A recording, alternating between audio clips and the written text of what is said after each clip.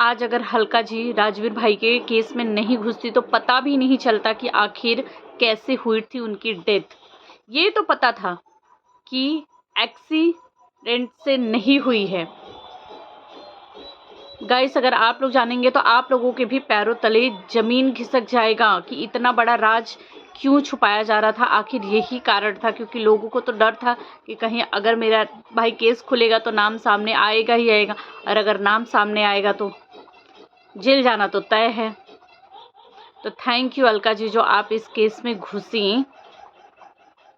और सपना, अब तो तुम बिल्कुल भी पीछे हटना ही मत। और ये जो पड़ोसी जो इतना ज़्यादा बौखलाया हुआ है ना, तो पड़ोसी से भी मेरे यहाँ पे कुछ सवाल है। तो गाइस, पड़ोसी ने क्या कुछ कहा है बताती हूँ आप सभी लोगों को। और राजवीर भाई का डेथ आखिर कैसे हुआ था, क्या कुछ हुआ था उनके साथ, वो सब भी मैं आप लोगों को बताने वाली हूँ। तो वीडियो को बिना स्किप किए लास्ट तक जरूर देखिएगा। हेलो दोस्तों, welcome back to my channel Preeti Chaturvedi blog. कैसे हैं आप सब? आई होप अच्छे होंगे। तो गाइस, प्लीज़ वीडियो को बिना स्किप किए लास्ट तक देखिएगा और अपनी राय जो है कॉमेंट बॉक्स में ज़रूर दीजिएगा।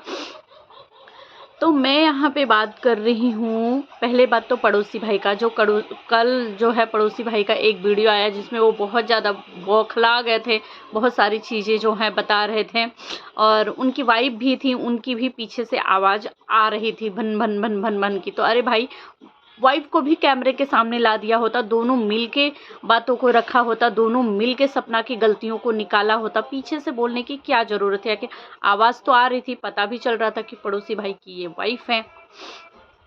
तो वहाँ पे पड़ोसी भाई जो हैं उन्होंने हमेशा से ना कुछ चीज़ें ला करके जो है वाईटी पे, पहले इन्होंने अंगूठी वाली बातें वाईटी पे ला के रखी थी। और इस तरीके की बहुत सारी चीज़ें जो हैं वाईटी पे ला के रखी। क्या हुआ? जाओ रख, सोफ़ा पे ले जाके रख दो। बहुत सारी चीज़ें जो है वाईटी पे ला के इन्होंने जो है रखी थी। और इसी तरीके से आज फिर से इन्होंने एक चीज़ ला के रख के खुद ही अपने बातों में फंस गए हैं। इनका कहना है पड़ोसी भाई का कि सपना जिस दिन घर से जा रही थी उस दिन 15 मिनट तक इनसे बात की थी। और इनको क्या बोली पर सपना 15 मिनट में जो बात की थी उसमें बोली, भैया देखिए ना, मम्मी पापा मुझे रोक भी नहीं रहे हैं। तो क्या गलत कहा अगर सपना ने पड़ोसी भाई से बातें की? मुझे नहीं लगता है कि इसमें सपना ने कुछ गलत किया, क्योंकि सपना को आज भी न कहीं उम्मीदें थी। उसको लगा था कि जो सारी चीज़ें हो रही है कहीं ना कहीं मम्मी पापा रोकेंगे, नहीं जाने देंगे, क्योंकि वो लोग मेरे बिना नहीं रह सकते, मैं उनके बिना नहीं रह सकती। सपना को ये भ्रम और ये गलती थी कि मम्मी पापा मेरे बिना नहीं रह सकते, इन बच्चों के बिना नहीं रह सकते हैं, वो ज़रूर मुझे रोकेंगे, क्योंकि ये मेरा परिवार है, ये मेरे सास ससुर हैं, इनकी बहू। क्योंकि अंकल जी ने जिस तरीके का इतना बड़ा स्टेटमेंट दिया था ना कि अब मेरे दोनों बेटा और बहू जो है सब कुछ सपना ही है, मेरा सूरज भी सपना है, मेरा राजवीर भी सपना है। तो सपना को ये उम्मीद थी। तो पड़ोसी भाई ने कहा कि अभी तुम जाओ, ओके अभी तुम जाओ, अगर तुम्हें गुस्सा है, मतलब ज़्यादा दिन मत रुकना, चली आना, कुछ दिन जाओ, जा कर के रहो। अरे पड़ोसी भाई, अगर आपसे मैं पूछना चाहूँगी कि अगर इनके घर में ऐसी चीज़ें हो रही थी, आज जिस तरीके से आप आ रहे हैं, अंकल जी की सारी बातें रख रहे हैं, अंकल जी के लिए आपने चैनल बनाया है, सपना के साथ भी आपने सपना को की भी बहुत मदद की थी, बहुत हेल्प की थी। इससे तो यही पता चल रहा है कि आप लोगों का रिश्ता बहुत अच्छा, बहुत मजबूत रहा है पड़ोसी का। तो उस हिसाब से अगर उस घर में इतना सारा चीज़ें चल रहा है ऊपर नीचे, ये लग रहा है कि आए लोग दिमाग से काम नहीं ले रहे हैं, समझदारी से काम नहीं ले रहे हैं। तो कम से कम आप समझदारी दिखा दिए होते। आप भी तो पढ़े लिखे हैं ना। आपकी बीबी, आपने कहा कि मेरी बीबी जब सपना सिलाई करती थी तो घंटों घंटों जाती थी, बातें करती थी, और आज पूछ रही है कि पड़ोसी की कौन सी बीबी है जो कि पुलिस है। चलो सब मानते हैं कि सपना की नादानी है, सपना जो चीज़ें कह रही है गलत कह रही है करके। तो कम से कम आपकी बीबी औरत ही औरत को समझाती है ना, कम से कम वो तो सपना के पास जा सकती है। सपना ये क्या गलती कर रही हो? नहीं, तुम्हें घर से नहीं जाना है, गुस्सा है, लड़ाई है, मत बात करो कुछ टाइम तक भाई।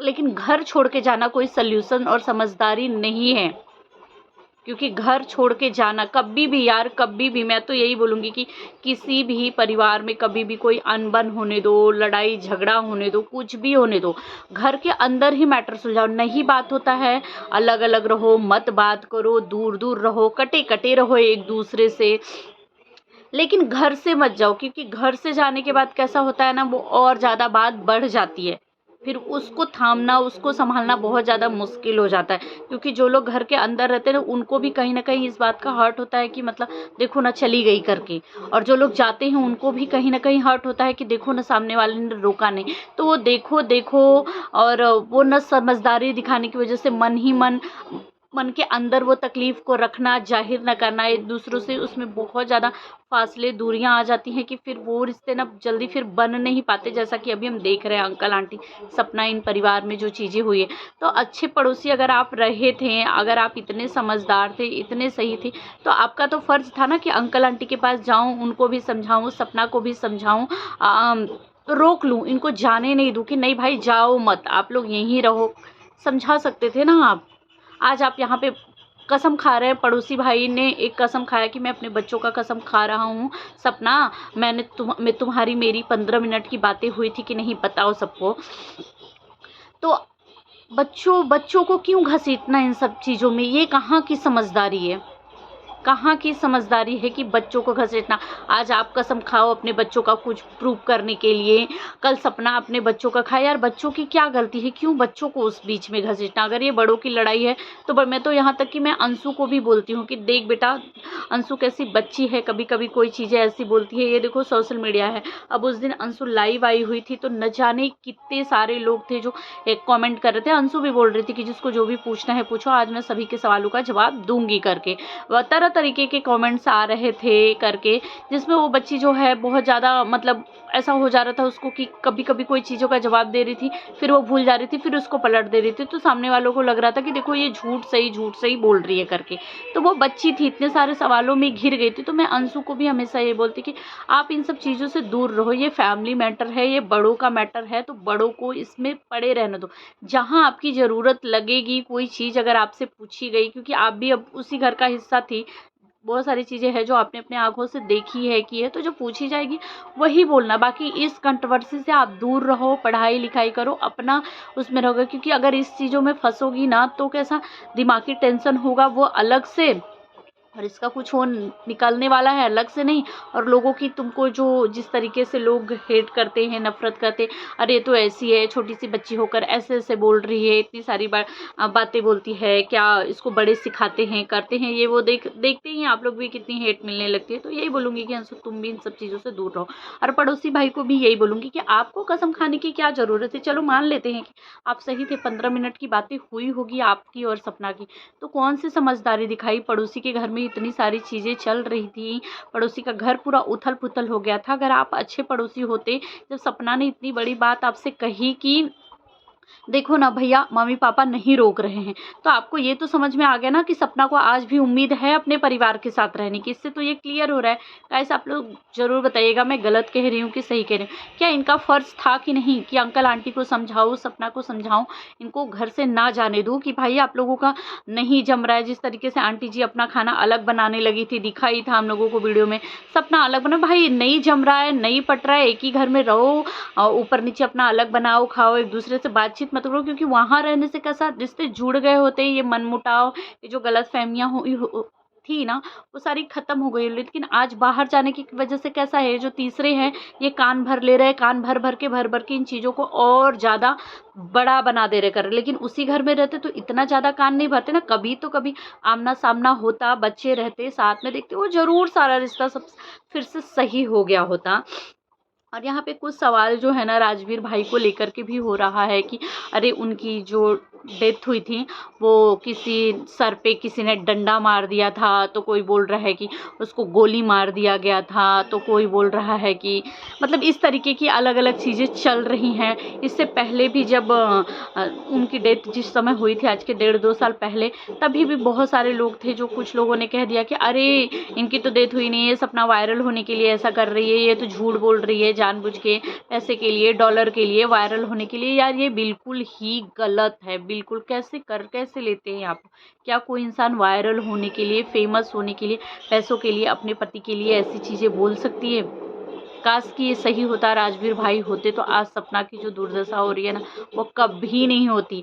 आज वो जो माँ बाप है ना जिस तरीके से बोल रहे हैं ना कि मतलब मेरे तो मेरी पूंजी धन दौलत पैसा रुपया तो सब कुछ मेरे दोनों बेटे ही थे जो चले गए करके, तो आज वो माँ बाप को ऐसे नहीं बोलना पड़ता। आज वो माँ बाप को अपने बेटों के सामने फोटो पे माला चढ़ा करके बर्थडे पे जन्मदिन पे केक कट करना नहीं पड़ता। कैसे बोल लेते हैं आप लोग। और वो जो वीडियो हमने देखी थी जो उस टाइम पे जो जब उनकी डेथ हुई थी ना, तो उस टाइम पे देखा गया था कि वो जो वीडियो थी ना, जो कैमरे में जो चीज़ें रिकॉर्ड हुई थी ना, उसमें साफ पता चल रहा था कि एक गाड़ी आई थी और दूसरी गाड़ी से ऐसे टक्कर करते हुए वहाँ पे कोई डंडा गोली ऐसी कुछ नहीं दिखाई दे रही थी। और अचानक मुझे भी देखो इन सब चीज़ों का नॉलेज नहीं है तो इस पर तो मैं ज़्यादा नहीं बोल सकती, लेकिन जितना चीज़ें मैंने देखी हैं सुनी हैं हमने, उससे ये साफ चीज़ें पता चल रही है कि नहीं, जो उनकी डेथ है इन सब चीज़ों से नहीं हुई है थी, तो ये सब अफ़वाह है। अब अचानक से ये आ गया है कि उनकी तो गोली हो से, अरे यार क्या है, तो किसी ने तो डंडे से उनको मार दिया था, सिर्फ सर पे ही लगा, बाकी बॉडी पे तो नहीं लगा था, सिर्फ सर पे लगा, तो किसी ने डंडा से मारा हुआ है, साजिश होगा। हो सकता है कि ये साजिश हो या क्या हो, क्योंकि देखो अब जब जो चीज़ें बंद हो गई, आज 2 साल बाद उभर रही है, सपना अपने पति के लिए स्टैंड ले रही है, कर रही है, तो खुद ही शायद हो सकता है कि सब कुछ सही हो जाए और उनको न्याय मिले और पता भी चल जाए कि क्या कुछ हुआ था उनके साथ। जब तक नहीं पता चलता है तो हम कुछ नहीं कह सकते हैं। और ये जो गोली डंडा ये सब सिर्फ अफवाह है, क्योंकि हुआ तो उनका गाड़ी से ही था जो भी हुआ था। अब उसमें किसी की साजिश रही हो या जो भी चीज़ें रहा हो, कुछ लोग बोलते हैं कि मतलब बारिश में वो जो आंटी जी और राजवीर भाई की जो बातें हो रही थी ना उसमें कि रास्ता बदल के आना, वहाँ पे बहुत ज़्यादा बारिश हो रही है और बिजली का तार भी टूटा हुआ गिरा हुआ है, तो कुछ लोग बोल रहे हैं कि उनको तो करंट मतलब ऐसा शॉक दिया गया था, बाद में उनको गाड़ी में बिठा दिया गया था।